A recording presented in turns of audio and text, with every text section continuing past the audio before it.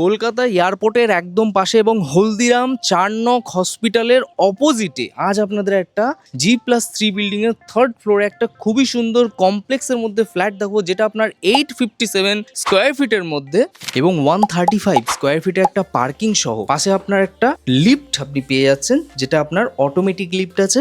এই হচ্ছে ফ্ল্যাটের এন্ট্রিটা, হচ্ছে ফুল টাইলস কমপ্লিট আপনি পেয়ে যাচ্ছেন। This side your dining drawing portion and huge spacious একটা ডাইনিং ড্রয়িং পেয়ে যাচ্ছেন। ওয়াল অ্যাটাচ এভরিথিং সব আপনার, যেগুলো থাকবে সব আপনার পাবেন। এই পোর্শনটা একটা কিচেন পোর্শন আছে, যেটা একটা মডিউলার কমপ্লিট কিচেন কিন্তু করা আছে। এই মুহূর্তে ওনার বাইরে থাকে, সে কারণে ওনারা ছেড়ে দিতে চাইছে। দুটো মতো বেডরুম আপনি পাবেন, একটা বড় রুম আছে যেটা আপনার এই সাইডে হচ্ছে।